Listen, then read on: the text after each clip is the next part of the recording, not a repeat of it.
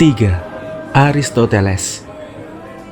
Aristoteles lahir di Stagiria pada semenanjung Kalkidike di Tracia, Balkan pada tahun 384 sebelum Masehi dan meninggal di Kalkis pada tahun 322 sebelum Masehi.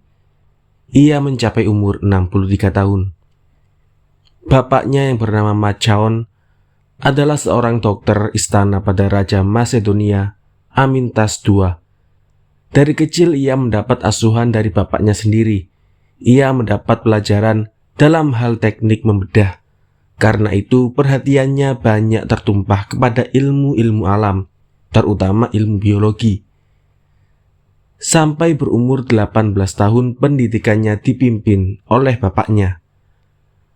Tak kala bapaknya meninggal, ia pergi ke Athena dan belajar pada Plato di Akademia.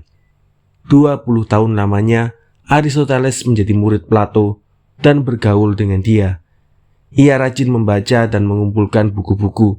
Di rumahnya disusunnya suatu bibliotik. Itulah bibliotik yang pertama yang terdapat di Athena.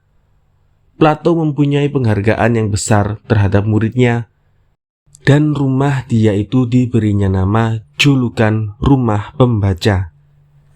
Di sebelah belajar filosofi dan lainnya pada Plato, Aristoteles memperluas pengetahuannya dalam berbagai jurusan di luar akademia.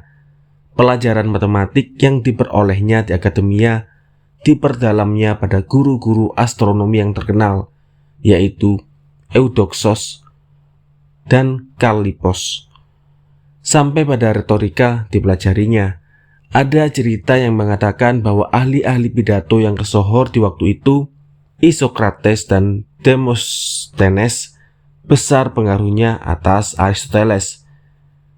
Demosthenes seumur benar dengan dia, lahir dan meninggal pada tahun yang sama. Dengan menuntut pelajaran selama itu dan seluas itu, Aristoteles memperoleh pengetahuan yang universal, kecerdasannya yang luar biasa yang menjadi pembawaan dirinya, memudahkan dia menguasai sampai mendalam hampir segala ilmu yang diketahui pada masanya. Didikan yang diperolehnya di waktu kecilnya, di mana ia mempelajari teknik membedah dari bapaknya, mempengaruhi pandangan ilmiah dan pandangan filosofinya. Pengalaman bukanlah pengetahuan yang berupa bayangan belaka bagi dia, bukan gambaran saja daripada idea seperti yang diajarkan oleh Plato. Ia mengakui bahwa hakikat daripada sesuatunya tidak terletak pada keadaan bendanya, melainkan pada pengertian adanya, pada idea. Tetapi idea itu tidak terlepas sama sekali dari keadaan yang nyata. Selagi murid yang masih belajar pada Plato, Aristoteles telah melahirkan kritik yang tajam atas ajaran idea gurunya. Ia hormat dan cinta pada gurunya, katanya, tetapi ia merasa wajib memberi kehormatan pada kebenaran. Plato dan Aristoteles tidak saja berselisih umur hampir setengah abad, tetapi dalam pikiran juga berbeda. Selagi belajar ia sudah menjadi tantangan antipodos daripada gurunya, tetapi selain dari pertentangan, Plato dan Aristoteles juga lengkap melengkapi. Plato mempelajari adanya itu sebagai suatu keseluruhannya, dan yang dipelajarinya ialah dunia yang tidak kelihatan, dunia idea. Aristoteles membagi adanya itu dalam berbagai lingkungan seperti fisika, biologi, etik, dan politik, dan psikologi. Dan adanya yang dipelajarinya dalam lingkungan itu ialah kenyataan-kenyataan yang kelihatan. Caranya bekerja pada tiap-tiap bidang penyelidikan ialah mengamati kenyataan yang kelihatan dan menyusul persangkut pautannya. Memang pada permulaannya ia juga mengikuti tradisi Plato, tetapi setelah 25 tahun yang terakhir daripada hidupnya, ia melakukan caranya sendiri yang karakteristik dan berlainan itu. Setelah Plato meninggal, Aristoteles meninggalkan Athena bersama-sama dengan Xenocrates, kawannya belajar di Akademia. Waktu itu ia mencapai usia 38 tahun. Setelah 20 tahun duduk belajar di Athena, ia ingin berkeliling dunia untuk meluaskan pandangannya. Xenocrates ikut serta karena sebagai seorang murid Plato yang setia, ia mengira bahwa dialah yang akan menggantikan gurunya sebagai pemimpin akademia. Tetapi pimpinan itu jatuh ke tangan Cheusippos, kemenakan Plato, yang dalam pengetahuan dan kecerdasan jauh kurang dari dia. Aristoteles dan Xenocrates berangkat ke sebuah kota kecil di pantai Asia Minor, kota Antarneus, yang dikuasai oleh Hermenias, bekas murid Plato di akademia. Hermenias mengundang mereka ke sana. Datang mereka di situ disambut dengan gembira sebagai penghargaan kepada Aristoteles. Hermenias kemudian menikahkan dia dengan anak saudaranya yang perempuan bernama Pythias. Tetapi kedua ahli filosofi itu tidak lama tinggal di Artaneus. Hanya 3 tahun saja. Kota itu direbut oleh tentara kerajaan Persia.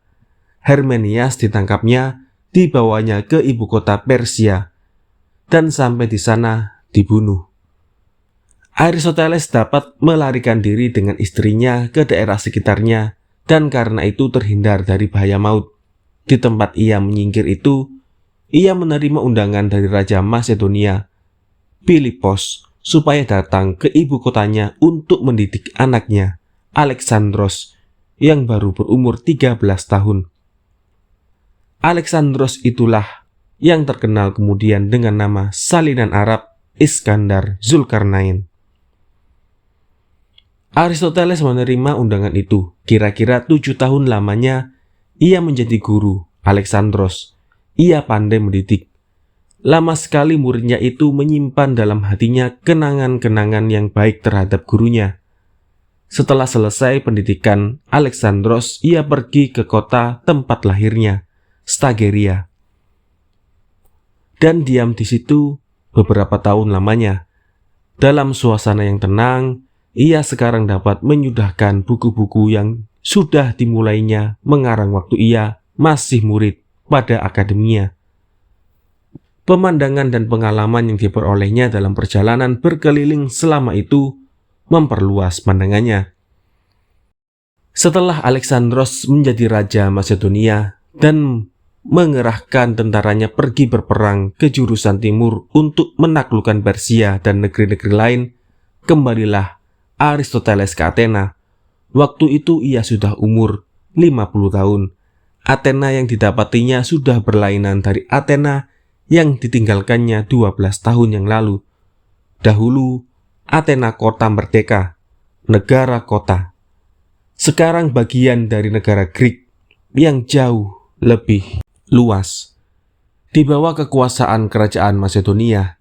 Tidak lama sesudah ia sampai di sana, didirikannya suatu lingkungan sekolah dengan nama Likeion, bertempat di sebelah pinggir kota tidak jauh dari Candi Likeios. Cara ia mengajar berlainan dari Sokrates dan Plato. Yang dua ini memakai sistem dialog. Aristoteles memberi kuliah. Yang diteruskannya dari Plato ialah mengajar sambil berjalan-jalan. Aristoteles memberikan 2 macam pelajaran. Pelajaran yang diberikannya pada pagi hari bersifat ilmiah dan teruntuk bagi suatu lingkungan kecil yang tujuannya benar-benar menuntut ilmu. Pelajaran yang diberikannya pada malam hari teruntuk bagi umum. Di situ tidak saja filosofi diajarkannya, melainkan juga retorika dengan latihan bicara sesekali. 12 tahun lamanya Aristoteles mengajar di Athena. Selain dari mengajar, ia juga banyak menulis. Sebagian besar daripada buah pikirannya yang tertulis, dituliskannya dalam masa itu. Sebab itu dalam segala tulisannya itu terdapat dasar pandangan yang sama, berlainan dengan tulisan-tulisan Plato yang menggambarkan buah pikiran yang berkembang dalam masa setengah abad. Selama 12 tahun mengajar itu, Aristoteles mendapat bantuan dan perlindungan dari Alexandros yang besar. Dan ia pun bersahabat baik dengan wakil pemerintah Macedonia di Athena yang bernama Antipatros. Setelah pecah berita bahwa Alexandros sekonyong-konyong tewas dalam peperangan, maka timbullah gerakan anti-Macedonia di Athena. Permusuhan terhadap orang-orang Macedonia tertuju juga kepada Aristoteles. Sebagai alasan disebut bahwa ia menghina dewa-dewa kepercayaan rakyat. Dikatakan bahwa ia memuja-muja sahabatnya Hermenias yang sudah meninggal, yang ditonjol-tonjolkannya sebagai contoh daripada budi. Tuduhan itu dibuat-buat tetapi mudah mencapai tujuannya. Aristoteles teringat pada nasib Sokrates untuk menghindarkan nasib yang serupa diambilnya keputusan untuk meninggalkan Athena. Sebelum berangkat ditulisnya surat kepada Antipatros bahwa ia akan pergi karena ia tidak mau memberi alasan kepada rakyat Athena untuk kedua kalinya berdosa kepada filosofi. Aristoteles bertolak ke Kalkis, suatu tempat yang terletak di Pulau Eubua. Di sana ia mempunyai sebuah rumah yang terpelihara baik dengan pekarangannya serta tanah yang cukup luas yang dikerjakan oleh budak-budaknya. Di tempat itu ia ingin beristirahat pada hari tuanya sambil menuliskan buah pikirannya. Tetapi belum lagi setahun, di situ ia jatuh sakit. Penyakit perut yang membawanya ia maut pada tahun 322 sebelum Masehi. Aristoteles menghembuskan napasnya yang penghabisan dalam usia 63 tahun. Di antara buah tangannya yang terkumpul kemudian banyak terdapat yang masih berupa catatan kuliah. Jika sekiranya lebih panjang umurnya, tentu semuanya itu dapat disiapkannya menjadi buku-buku yang besar nilainya, yang ditinggalkannya untuk angkatan kemudian. Sungguh pun niat yang kemudian ini tidak tercapai. Pikiran Aristoteles menguasai masa sesudahnya sampai 2000 tahun lamanya. Pandangan Aristoteles. Aristoteles sependapat dengan gurunya Plato bahwa tujuan yang terakhir daripada filosofi ialah pengetahuan tentang adanya dan yang umum. Juga dia mempunyai keyakinan bahwa kebenaran yang sebenarnya hanya dapat dicapai dengan jalan pengertian. Bagaimana memikirkan adanya itu? Menurut Aristoteles, adanya itu tidak dapat diketahui dari materi, benda belaka, tidak pula dari pikiran semata-mata tentang yang umum, seperti pendapat Plato. Adanya itu terletak dalam barang-barang satu-satunya, selama barang itu ditentukan oleh yang umum. Pandangannya lebih realis dari pandangan Plato, yang selalu didasarkan pada yang abstrak. Ini akibat dari didikannya di waktu kecil yang menghadapkannya senantiasa kepada bukti dan kenyataan. Ia terlebih dahulu memandang kepada yang konkret, yang nyata. Ia bermula dengan mengumpulkan fakta-fakta. Fakta-fakta itu disusunnya menurut keragaman dan jenisnya atau sifatnya dalam suatu sistem. Kemudian ditinjaunya bersangkut paut satu sama lain. Ia ingin menyelidiki sebab-sebab yang bekerja dalam keadaan yang nyata dan mencari keterangannya. Pendapat ahli-ahli filosofi yang terdahulu dari dia diperhatikannya dengan kritis dan diperbandingkannya. Dan barulah dikemukakannya pendapatnya sendiri dengan alasan pertimbangannya. Caranya bekerja itu sudah serupa dan mendahului cara bekerja ilmiah zaman sekarang. Sebab itu tidak mengherankan kalau Aristoteles menjelajah lebih dahulu medan ilmu-ilmu spesial, baru sesudah itu ia meningkat ke bidang filosofi untuk memperoleh kesimpulan tentang yang umum. Tiap-tiap buku yang dikarangnya mengupas suatu lingkungan masalah saja. Masing-masing masalah atau kumpulan masalah ditinjaunya terpisah. Begitulah, ia menulis uraian-uraian tersendiri tentang logika, fisika, biologi, metafisika, etik, dan politik, serta lainnya. Menurut pendapat, di masa itu seluruh ilmu itu dipandang filosofi. Jadinya filosofi Aristoteles adalah kumpulan dari segala ilmu pengetahuan yang diketahuinya, yang diuraikannya satu persatu. Tetapi sistem yang dibangunnya belum lagi selesai. Belum sudah waktu ia meninggal. Karena itu tidak terang bagaimana hubungan cabang-cabang filosofinya itu di dalam sistemnya. Ini hanya dapat ditangkap dari ucapan-ucapan yang sepintas lalu. Pada dasarnya, katanya, tiap-tiap buah pikiran adalah praktika atau poetika atau teoretika. Praktika apabila ia bersangkutan dengan sikap manusia. Poetika apabila ia bersangkutan dengan bangunan teknik atau perbuatan seni. Teoretika jika ia menyelidiki adanya yang nyata. Pembagian seperti itu didapati misalnya dalam sekolah yang dibangun Aristoteles. Menurut pembagian itu, filosofi teoretika sebagai fisika mengupas yang berubah-ubah yang tidak terpisah, sebagai matematik mengupas yang tidak berubah-ubah yang tidak terpisah, sebagai metafisika atau teologi mengupas yang tidak berubah-ubah yang dapat dipisah. Filosofi praktika sebagai etik, ekonomi, dan politik mengupas masalah sikap orang-orang yang semestinya di dalam keluarga dan negara. Filosofi politika maunya menjadi pelajaran tentang pembangunan teknik dan seni, termasuk juga di dalamnya pelajaran tentang politik, retorika.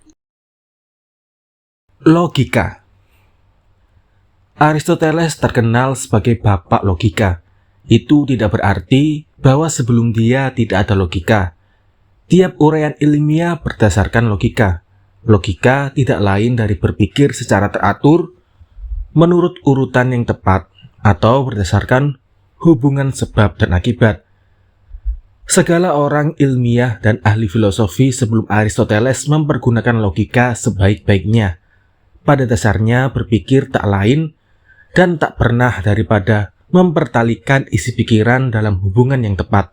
Tetapi Aristoteleslah yang pertama kali membentangkan cara berpikir yang teratur itu dalam suatu sistem. Hukum-hukum apa yang menguasai jalan pikiran, bagaimana mencapai pengetahuan tentang kebenaran. Dengan mengupas masalah ini, Aristoteles menjadi pembangun ilmu logika. Logika nama yang diberikan kemudian, dia sendiri memberikan nama analitika kepada pendapatnya itu. Intisari daripada ajaran logikanya ialah silogismos. Disalin ke dalam bahasa Indonesia boleh disebut silogistik, atau dapat pula dipakai kata natijah berasal dari bahasa Arab. Silogistik maksudnya uraian berkunci, yaitu menarik kesimpulan dari kenyataan yang umum atas hal yang khusus, yang tersendiri.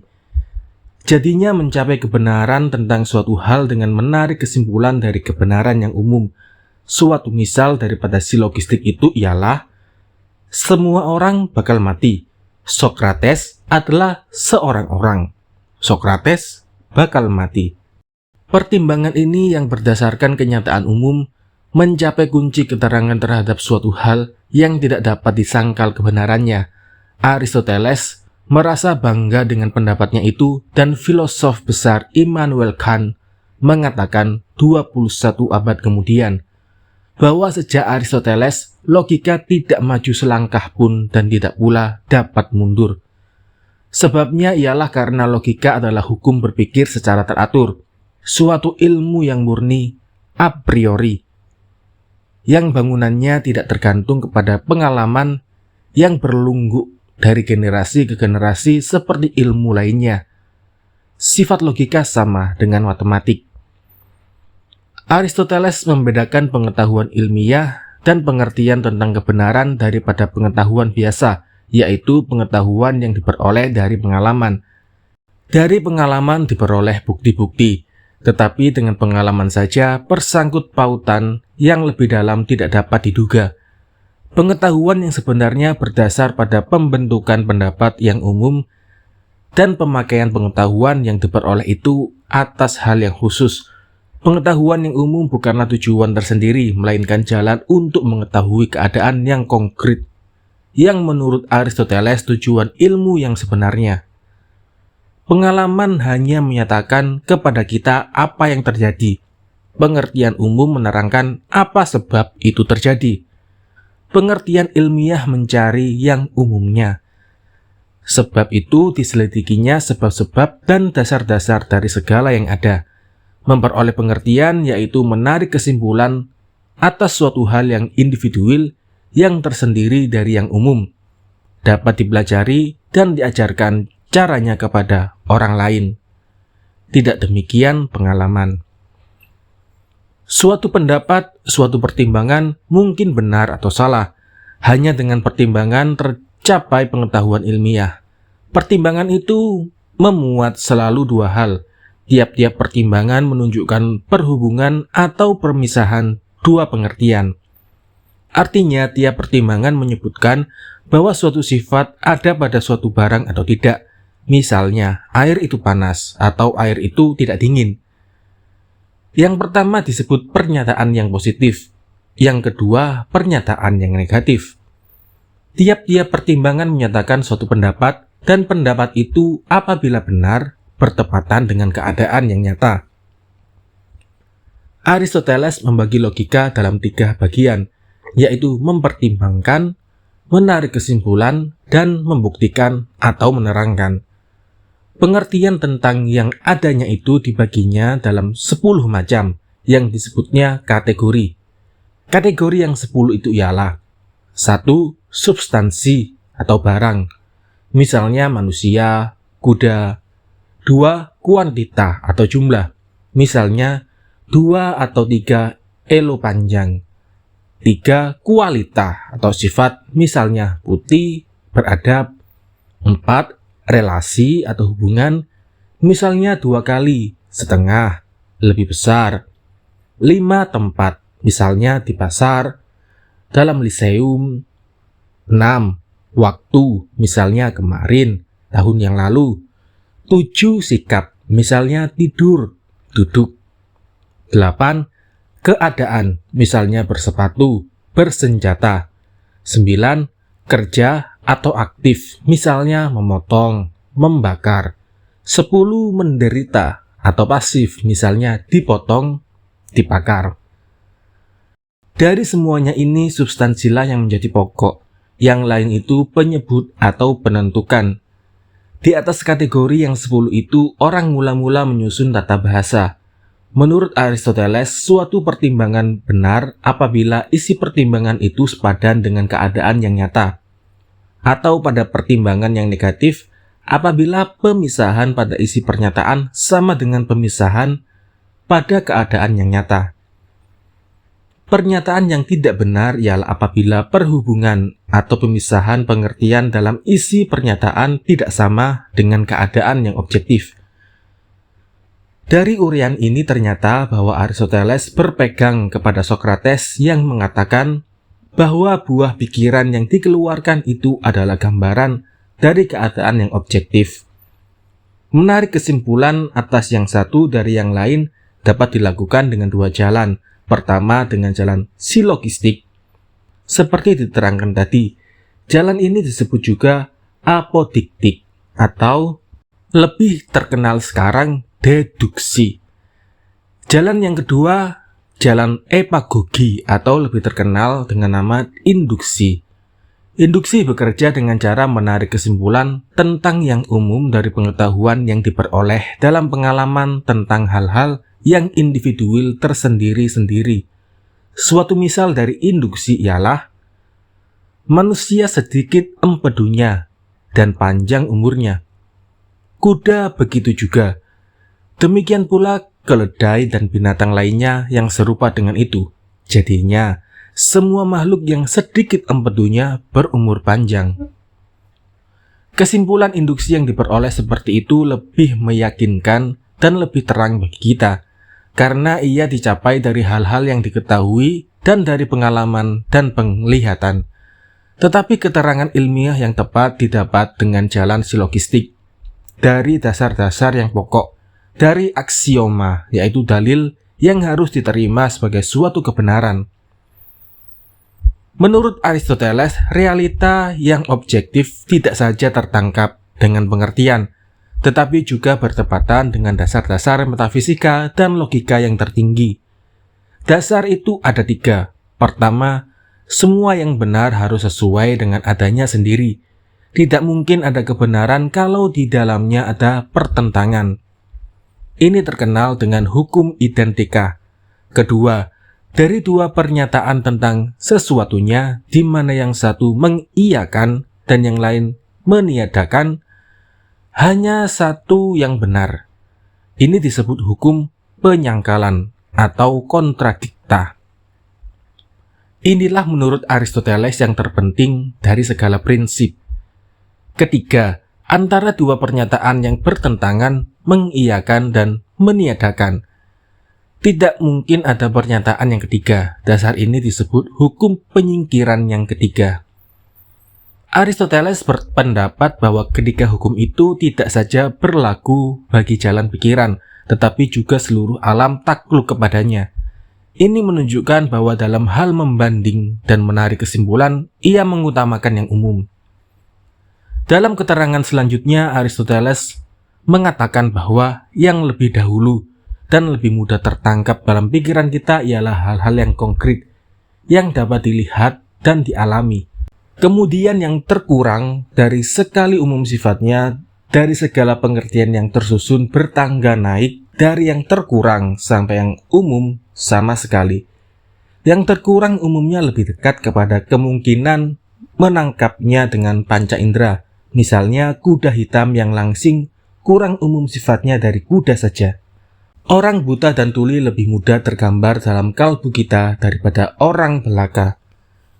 Tetapi yang dipandang lebih dahulu pada hakikatnya tidak lebih dahulu, melainkan datang kemudian, menurun dari yang umum.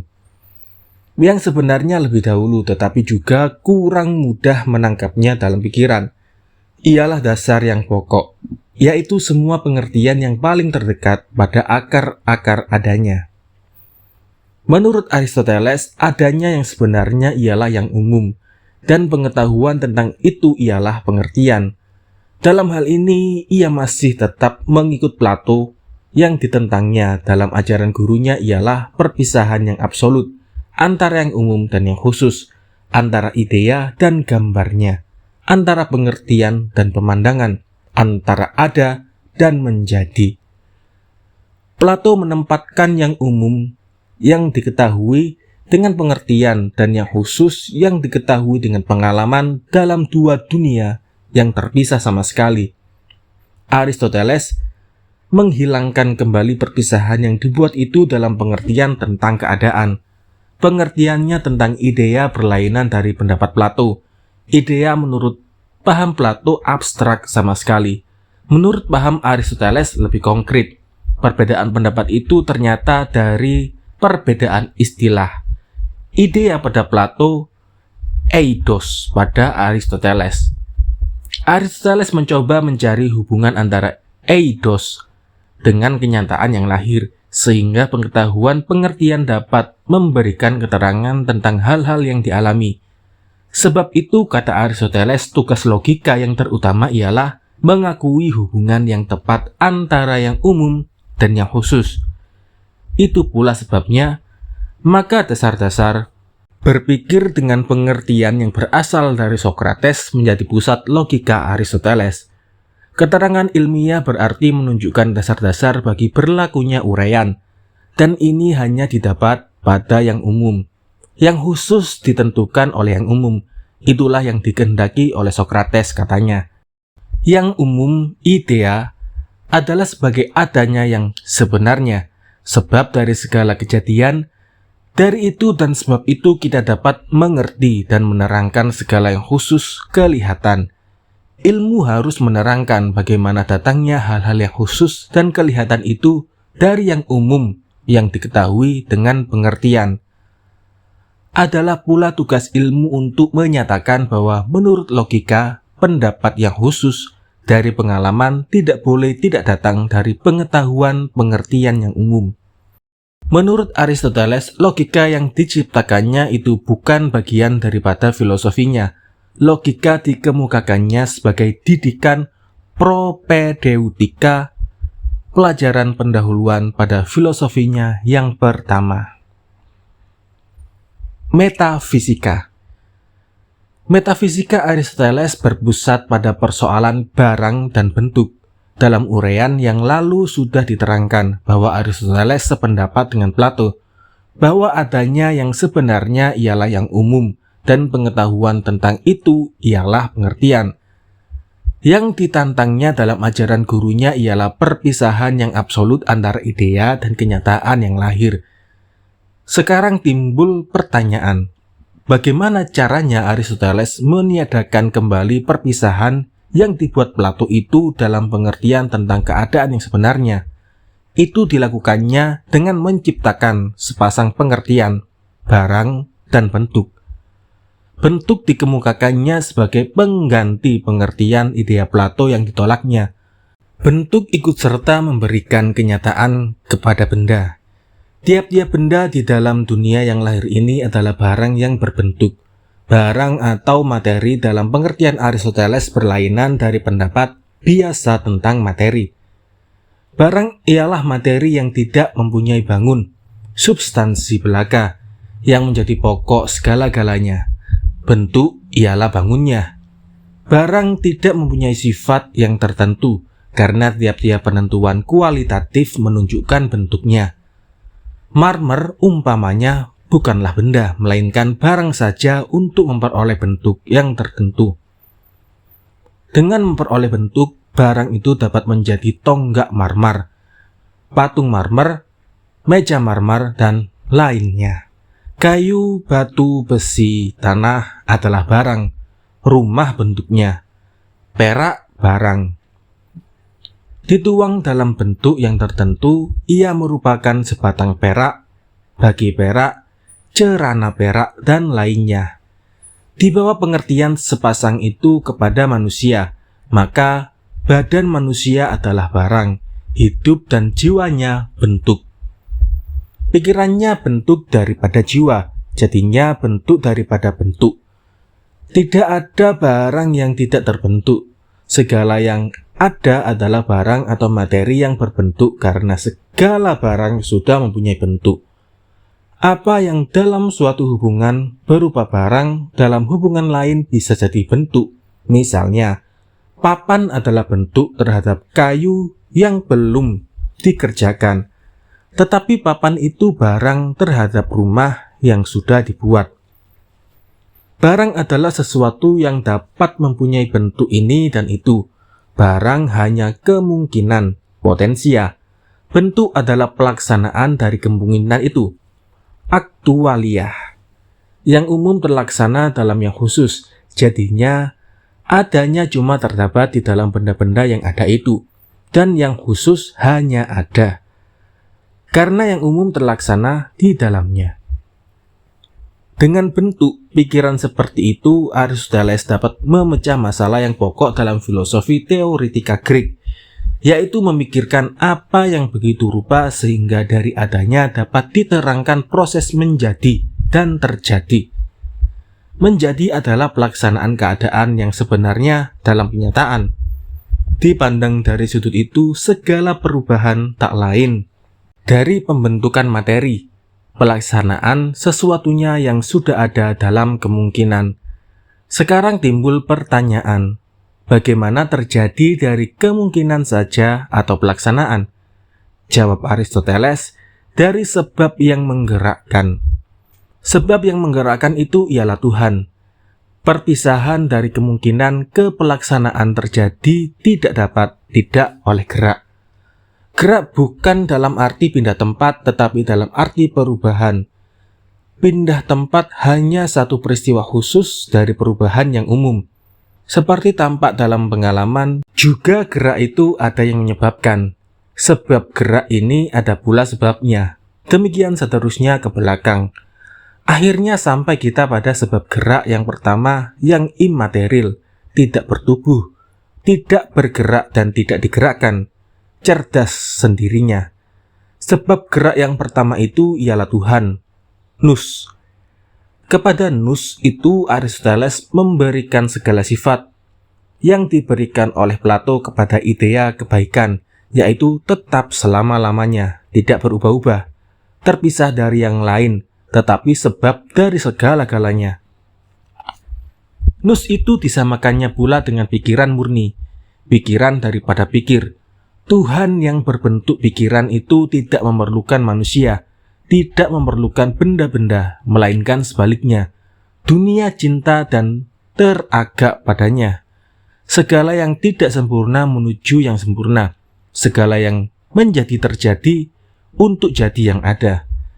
Dalam hal ini pendirian Aristoteles sudah dekat kembali pada pendirian Plato.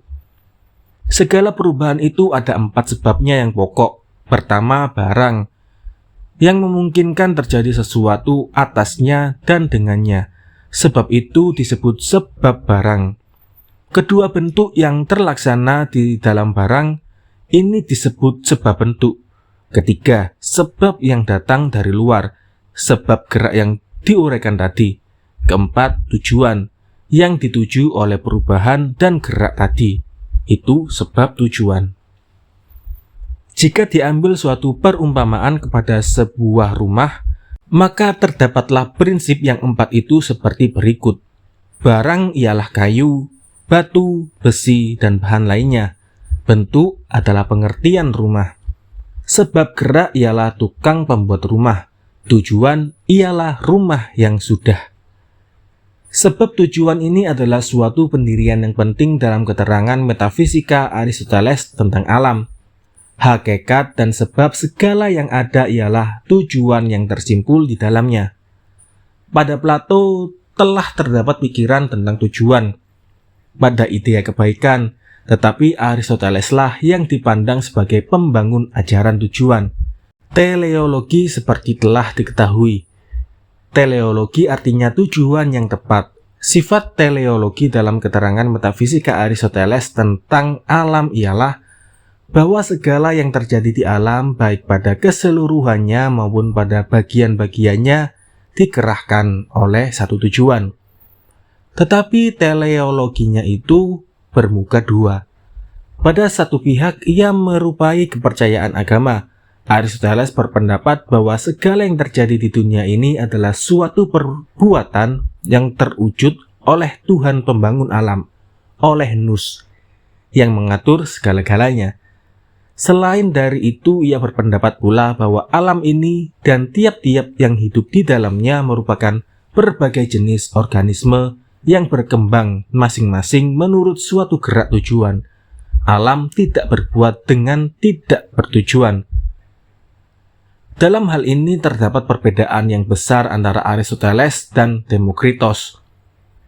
Demokritos menganggap segala kejadian di alam itu sebagai gerak mekanisme yang tidak berjiwa. Gerak hubung dan gerak pisah menurut hukum-hukum mekanik atas atom dan lapang yang kosong. Aristoteles memandang perubahan di alam dari potensia menjadi aktualia, seperti perkembangan biji yang mengandung kemungkinan di dalamnya menjadi pohon yang hidup menurut hukum yang tidak kelihatan. Dengan pandangan metafisika semacam itu, Aristoteles meletakkan dasar bagi prinsip perkembangan. Filosofi alam. Tulisan Aristoteles yang terbanyak mengenai masalah alam. Ia menulis tentang langit dan bintang-bintang, tentang gerak timbul dan lenyap, tentang jenis hewan dan sejarahnya, tentang tumbuh-tumbuhan dan jiwa. Pengetahuannya yang luas itu berdasarkan pengamatan dan pengalaman, tidak saja mengagumkan orang pada masanya, malahan mempengaruhi juga jalan pikiran ilmu alam kira-kira 18 abad lamanya. Apa yang disebut alam? Dalam pandangan Aristoteles, alam meliputi semua yang berhubung dengan materi dan benda-benda yang bergerak dan diam. Perubahan atau gerakan dalam arti yang luas dapat dibagi dalam timbul dan lenyap. Gerakan dalam arti yang terbatas merupakan perubahan kuantita, perubahan kualita, dan perubahan tempat. Perubahan bergantung kepada tempat dan waktu. Tempat adalah batas ke dalam daripada badan-badan yang meliputi. Tempat yang kosong tidak ada. Luas alam terbatas. Di luar itu tidak ada tempat lagi. Waktu adalah ukuran gerak terhadap yang dahulu dan yang kemudian. Waktu tidak berhingga, tidak ada awalnya dan tidak ada akhirnya. Menurut Aristoteles, alam ada untuk selama-lamanya. Ini kelanjutan dari pendapatnya bahwa waktu tidak berhingga. Bagian alam yang paling sempurna dijadikan Tuhan penggerak pertama, ialah langit. Bulat bentuknya dan membawa peredaran bintang-bintang yang tersangkut padanya. Ada jiwa yang mengemudikan jalan bintang-bintang itu. Di bawah langit itu terdapat beberapa lingkungan yang berputar yang ditempati oleh matahari, planet-planet, dan bulan. Di tengah-tengah alam terdapat bumi kita ini, bagian alam yang terletak di tengah tetapi yang terkurang kesempurnaannya. Bumi kita ini terbentuk dari anasir yang 4 seperti yang dikemukakan oleh Empedokles: api, udara, air, dan tanah. Anasir-anasir itu adalah pemangku sifat-sifat yang bertentangan, berat dan ringan, panas dan dingin, kering dan basah. Makin ke bumi makin berat, makin ke langit makin ringan. Anasir yang 4 itu termasuk ke dalam lingkungan bumi, sedangkan ruang alam yang luas itu diisi oleh ether. Dari ether itu pula lah terjadi bintang-bintang dan lingkungan yang mengendalikan jalannya. Seluruh alam adalah suatu organisme yang besar, disusun oleh Tuhan penggerak pertama, menjadi suatu kesatuan menurut tujuan yang tertentu. Di sini terlihat pengaruh didikan Aristoteles selagi kanak-kanak dan waktu mudanya. Karena pendidikan itu perhatiannya yang terbesar tertuju kepada makhluk yang hidup, kepada ilmu biologi.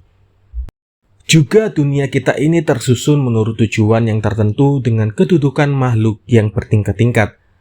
Bangsa binatang yang terendah terjadi dari lumpur dan kotoran. Binatang-binatang yang tidak berdarah dan tidak bertulang tingkatnya lebih rendah dari binatang-binatang yang berdarah dan bertulang. Dalam susunan yang bertingkat itu, yang rendah mengabdi dan memberikan jasa kepada yang di atasnya. Tanaman memberikan jasa kepada binatang, binatang kepada manusia, kaum perempuan kepada kaum laki-laki, badan kepada jiwa. Dalam sistem Aristoteles, ilmu jiwa, psikologi adalah bagian daripada biologi. Ia mengemukakan 3 jenis jiwa yang berurutan sifat kesempurnaannya. Pertama, jiwa tanaman yang tujuannya menghasilkan makanan dan melaksanakan pertumbuhan. Kedua, jiwa hewan. Di sebelah melaksanakan pertumbuhan, jiwa hewan mempunyai perasaan dan keinginan dan mendorong hewan sanggup bergerak dalam tempat. Ketiga, jiwa manusia, yang selain dari mempunyai perasaan dan keinginan juga mempunyai akal. Suatu kemunduran dalam pengetahuan Aristoteles terhadap Demokritos dan Plato ialah bahwa menurut dia pusat kemauan manusia terletak di hati, tidak di otak. Juga dalam beberapa hal dalam ilmu zoologi, ia terbelakang dari ahli-ahli filosofi yang terdahulu dari dia. Tetapi dalam bidang lukisan dan analisa, alam pengetahuannya luar biasa. Dalam hal ini tidak ada yang dapat menandinginya. Ada pendapatnya yang besar sekali pengaruhnya atas perkembangan ilmu psikologi, bentuk jiwa yang sesuai bagi manusia. Katanya, ialah roh atau pikiran. Ia membedakan 2 macam roh, yaitu roh yang bekerja dan roh yang menerima. Apabila roh yang bekerja dapat memberi isi kepada roh yang menerima, maka lenyaplah yang kemudian ini. Roh yang bekerja memperoleh bentuknya yang sempurna. Selain dari roh yang 2 macam itu, Aristoteles mengenal juga roh yang praktis, yang mengemudikan kemauan dan perbuatan manusia. Etik Aristoteles. Etik Aristoteles pada dasarnya serupa dengan etik Sokrates dan Plato. Tujuannya mencapai eudaimonie, kebahagiaan sebagai barang yang tertinggi dalam penghidupan. Tetapi ia memahamkan secara realis dan sederhana. Ia tidak bertanya tentang budi dan berlakunya, seperti yang dikemukakan oleh Sokrates. Ia tidak pula menuju pengetahuan tentang idea yang kekal dan tidak berubah-ubah. Tentang idea kebaikan, seperti yang ditegaskan oleh Plato, ia menuju kepada kebaikan yang tercapai oleh manusia sesuai dengan jenisnya, laki-laki atau perempuan, derajatnya, kedudukannya, atau pekerjaannya. Tujuan hidup, katanya, tidaklah mencapai kebaikan untuk kebaikan, melainkan merasai kebahagiaan. Untuk seorang dokter, kesehatanlah yang baik. Bagi seorang pejuang, kemenangan. Bagi seorang pengusaha, kemakmuran. Yang menjadi ukuran ialah gunanya yang praktis. Tujuan kita bukan mengetahui, melainkan berbuat. Bukan untuk mengetahui apa budi itu, melainkan supaya kita menjadi orang yang berbudi. Bagaimana berlakunya budi itu tergantung kepada pertimbangan manusia. Sebab itu tugas daripada etik ialah mendidik kemauan manusia untuk memiliki sikap yang pantas dalam segala perbuatan. Orang harus mempunyai pertimbangan yang sehat atau menguasai diri, pandai mengadakan keseimbangan antara keinginan dan cita-cita. Budi pikiran seperti kebijaksanaan, kecerdasan dan pendapat yang sehat lebih diutamakan oleh Aristoteles dari budi perangai, seperti keberanian, kesederhanaan, pemurah hati, dan lain-lainnya. Tiap-tiap budi perangai yang baik harus duduk sama tengah antara dua sikap yang paling jauh tantangnya.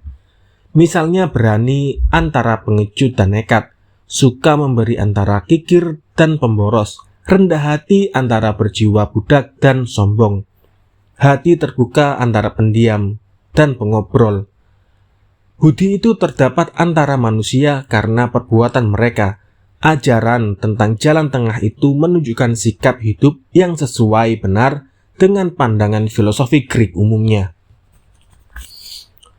Supaya pandangan yang sehat itu, yaitu budi dan tahu, mempengaruhi sikap manusia, perlulah manusia pandai menguasai diri. Di mana orang tak tahu menguasai diri, terdapat pertentangan antara pikiran dan perbuatan. Manusia tidak selamanya dapat pertimbangannya, adil sikapnya. Kadang-kadang ia berbuat yang tidak masuk akal.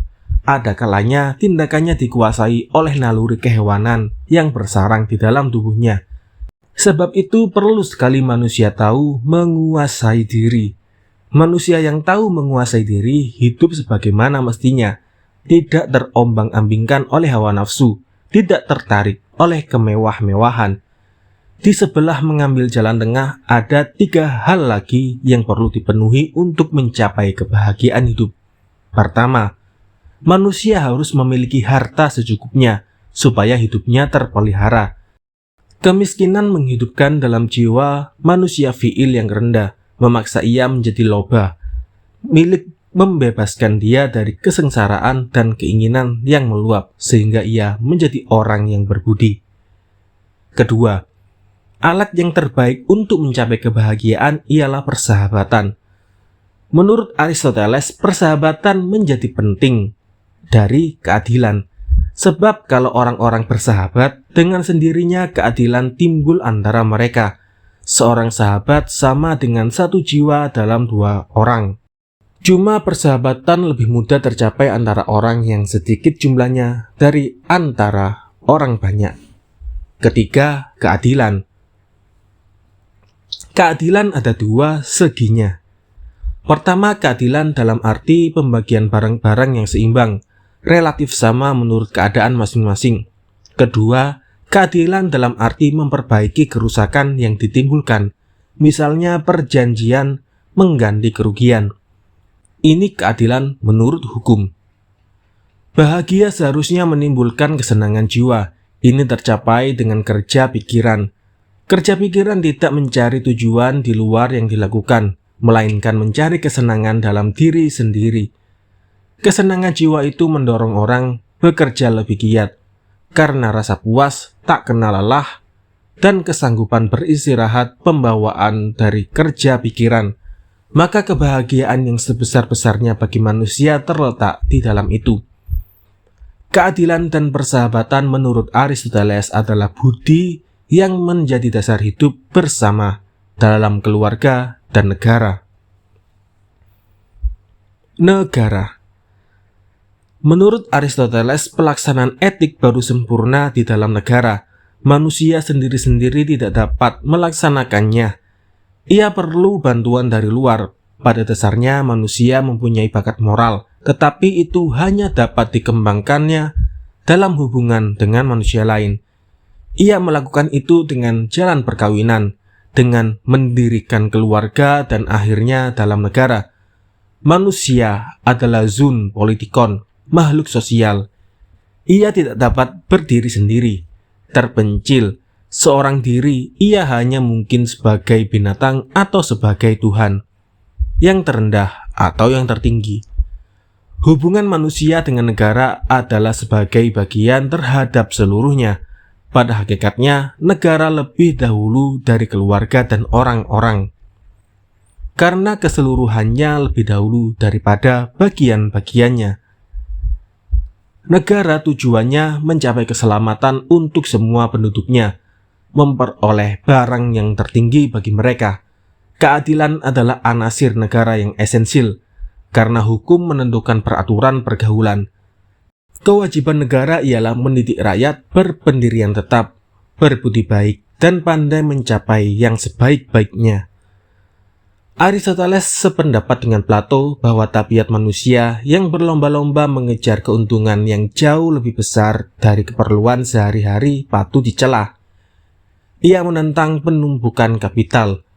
Malahan, pekerjaan berdagang dianggapnya tak pantas bagi manusia yang adab. Yang paling dicelanya ialah perbuatan tukar-menukar dengan memungut riba. Ia menganjurkan supaya negara mengambil tindakan yang tepat untuk mempengaruhi penghidupan sosial. Tetapi ukuran yang dipertimbangkannya ialah kepentingan yang sama tengah. Juga di sini tergambar paham etiknya yang selalu mengambil jalan tengah. Tidak mengherankan kalau ia menentang sekeras-kerasnya konsepsi Plato tentang negara ideal. Itu dianggapnya bertentangan dengan pembawaan alam. Ilmu politik tidak membentuk manusia, tetapi menerima manusia sebagaimana alam melahirkannya. Rata-rata tabiat manusia lebih dekat kepada binatang dari kepada Tuhan. Bagi Aristoteles, tiang masyarakat ialah kaum menengah yang berbudi baik. Anggota kaum menengah sajalah yang patut dipandang sebagai penduduk penuh. Kedudukan mereka lebih tinggi dari saudagar dan bankir. Malahan saudagar dan bankir dimasukkannya ke dalam golongan budak. Menurut pendapat umum, dalam dunia Greek di masa itu, penduduk penuh ialah orang merdeka yang hidup dari hasil hartanya yang diusahakan oleh budak-budaknya. Pekerjaan tani dan dagang harus diserahkan kepada budak. Budak adalah alat pekerja yang hidup. Alat pekerja adalah budak yang tidak bernyawa. Dalam pandangan Aristoteles dan juga Plato, perbudakan itu adalah cetakan alam. Sebagian manusia lahir untuk menjadi tuan, sebagian lagi menjadi budak guna menyelenggarakan pekerjaan kasar. Perbudakan hanya dapat hilang apabila sudah terdapat alat otomatik yang melakukan pekerjaan dengan sendirinya. Dengan ucapan semacam itu, Aristoteles seolah-olah menujumkan apa yang akan timbul dalam abad ke-19. Orang Greek di masa itu memandang hina pada kerja tangan, sebab pekerjaan itu menumpulkan pikiran. Orang yang bekerja tangan sepanjang hari tidak mempunyai waktu lagi untuk memikirkan masalah-masalah politik dan kepentingan umum. Sesuai dengan itu, Aristoteles berpendapat bahwa orang yang mempunyai waktu terluang saja yang boleh bersuara tentang pemerintahan. Negara yang terbaik bentuknya tidak memberikan kedudukan warga negara kepada orang-orang yang bekerja tangan. Pendapat Aristoteles tentang bentuk negara terpadu dari dua hal. Pertama, sebagai kelanjutan daripada paham etiknya. Kalau sebagai hasil daripada penyelidikannya atas 158 buah undang-undang dasar negara kota dalam dunia Greek di waktu itu. Ia tidak mengemukakan suatu cita-cita yang luar biasa seperti Plato. Ia condong kepada pendirian, bahwa pendapat yang dianjurkan itu mesti sepadan dengan pengertian hidup yang nyata di masa itu. Ia mengemukakan 3 macam bentuk tata negara, yaitu 1. Monarki atau basilea, 2. Aristokrasi, yaitu pemerintahan oleh orang-orang yang sedikit jumlahnya, 3. Politeia, atau menurut etik Aristoteles disebut demokrasi, yaitu pemerintahan berdasarkan kekuasaan seluruh rakyat. Dalam istilah sekarang disebut demokrasi. Suatu konstitusi tidak dapat dikatakan baik atau tidak kalau hanya dilihat dari bentuk pemerintahannya. Apabila orang seorang atau beberapa orang atau orang banyak yang memerintah itu melakukan pemerintahan atas dasar menyelenggarakan kepentingan umum, maka bentuk pemerintahan itu baik. Tetapi kalau pemerintahan itu ditunjukkan untuk kepentingan mereka masing-masing yang memerintah, pemerintahan itu menyimpang dari tujuannya. Sebab penduduk suatu negara berhak memperoleh kebaikan dari pemerintahan itu apabila mereka benar-benar warga negara. Ketiga macam sistem pemerintahan itu dapat dibelokkan ke jalan yang buruk. Pemerintahan raja menjadi tirani, kekuasaan aristokrasi menjadi oligarki, kekuasaan politeia menjadi demokrasi atau oklokrasi, sewenang-wenang orang banyak. Menurut bentuknya monarki yang terbaik, sebab yang memerintah adalah seorang yang dalam didikannya dan asuhannya lebih dari siapapun juga, seperti Tuhan di tengah-tengah manusia. Tetapi manusia semacam itu tidak terdapat lagi. Manusia seperti itu hanya ada di masa yang jauh silam, sebelum masa heroisme. Sesudah itu hanya terdapat penyelewengan yang sangat jauh menyimpang dari bentuk yang sebenarnya. Dalam praktik monarki biasanya bentuk pemerintahan yang paling buruk. Pada umumnya kekuasaan yang besar dan budi yang besar jarang sejalan, letaknya berjauhan. Sebab itu pada hakikatnya aristokrasilah yang terbaik. Pemerintahan dijalankan oleh orang-orang yang sedikit jumlahnya tetapi mempunyai pembawaan dan kecakapan. Tetapi aristokrasi tidak boleh didasarkan pada sistem turunan. Mereka tidak mempunyai dasar ekonomi yang tetap. Ada kemungkinan mereka digantikan oleh aristokrasi uang. Orang-orang kaya kembali turun-temurun ke atas kursi pemerintahan, membahayakan keselamatan negara. Jabatan diperjualbelikan. Siapa yang memberikan tawaran yang tertinggi dapat menjabat. Apabila kecakapan tidak lagi diutamakan, aristokrasi yang sebenarnya tidak ada lagi. Demokrasi pada umumnya adalah tantangan terhadap plutokrasi, kaum modal. Pemerintahan daripada orang miskin. Ada baiknya. Sungguh pun orang seorang jauh kurang kecakapannya dari orang-orang yang mempunyai keahlian. Sebagai keseluruhannya rakyat memberikan pertimbangan yang tidak kurang adilnya. Orang banyak tidak mudah dihinggapi kecurangan seperti yang dapat terjadi dengan jumlah orang yang sedikit. Sungguh pun begitu Aristoteles memandang demokrasi lebih rendah dari aristokrasi. Sebab dalam demokrasi keahlian diganti dengan jumlah. Karena rakyat mudah tertipu, maka hak memilih lebih baik dibatasi hingga lingkungan orang-orang cerdik pandai saja. Kombinasi antara aristokrasi dan demokrasi adalah yang sebaik-baiknya. Juga di sini ternyata bahwa Aristoteles dalam segala pandangannya adalah orang tengah.